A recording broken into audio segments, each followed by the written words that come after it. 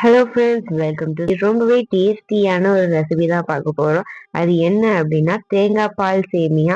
இந்த இடியாப்பம் அதாவது சேமியா இது ரெண்டும் பிடிக்காதுன்னு சொல்றவங்களுக்கு இந்த மாதிரி செஞ்சு கொடுத்தீங்க அப்படின்னா ரொம்பவே டேஸ்டா இருக்குன்னு சாப்பிடுவாங்க.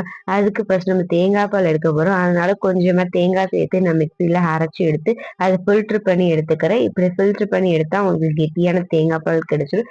இதுக்கப்புறமா அதுல 2 ஸ்பூன் அளவுக்கு காடம்பம் பவுடர் சேர்த்துட்டு நல்லா அதை நம்ம மிக்ஸ் பண்ணி விட்டுக்கணும். அதுக்கப்புறமா 1 கப் மில்க்குக்கு 1½ கப் சர்க்கரை சேர்த்து நல்லா மிக்ஸ் பண்ணி விட்டுக்கோங்க.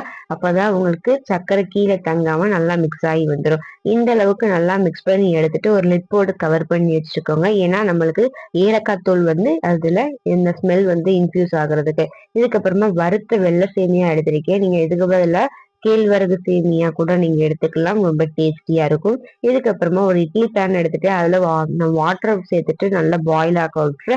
இதுக்கப்புறமா இன்னொரு பவுல் எடுத்து அதுல கொஞ்சமா தண்ணி சேர்த்து அதுக்கப்புறம் சேமியாவை நல்லா ஒரு 10 செகண்டுக்கு நல்லா ஊறி விடணும். அப்பதான் நம்ம சேமியா வெந்து வரும். இதுக்கப்புறமா இட்லி தட்டு எடுத்து அதுல கொஞ்சம் கொஞ்சமா நீங்க ஸ்ப்ரெட் பண்ணி வச்சுட்டு நல்லா பாயில் ஆகுற வாட்டர்ல ஒரு 10 நிமிஷம் வேக வச்சு எடுத்தீங்க அப்படின்னா உங்களுக்கு பூ போல சேமியா வந்துடும். சேமியா வெந்தது எப்படி கண்டுபிடிக்கிறது பாத்தீங்கன்னா, சேமியா கொஞ்சம் ஸ்டிக்கியா இருக்கும். அப்போதைக்கு நல்லா வெந்துருச்சுன்னு அர்த்தம். நீங்க ரொம்ப நேரம் ஊற விட்டுட்டீங்க அப்படின்னா உங்களுக்கு சேமியா ஒன்னோட ஒண்ணு ஒட்டிக்கிறோம். இந்த மாதிரி உதிரியா வராது. அதனால கரெக்டா ஒரு 10 செகண்ட் மட்டும் ஊற வச்சு எடுத்தீங்க அப்படின்னா இந்த மாதிரி உதிரியா வரும். இதுக்கப்புறமா நீங்க சர்வ் பண்ண வேண்டியதா ஒரு பிளேட்ல அழகா நீங்க வச்சு தேங்காய் பால் ஊற்றி சர்வ் பண்ணீங்க அப்படின்னா ரொம்ப டேஸ்டியா இருக்கும். இதுக்கு மேல டெக்கரேட்டிவா நீங்க பிஸ்தாஸ், பாதாம் இந்த மாதிரி க்ரஷ் பண்ணி போட்டீங்க அப்படின்னா ரொம்பவே எம்மியா இருக்கும். இந்த மாதிரி ரெசிபிஸ்க்கு நம்ம சேனலை சப்ஸ்கிரைப் பண்ணி வச்சுக்கோங்க. பக்கத்துல இருக்க பெல் ஐக்கானை கிளிக் பண்ணிச்சுக்கோங்க.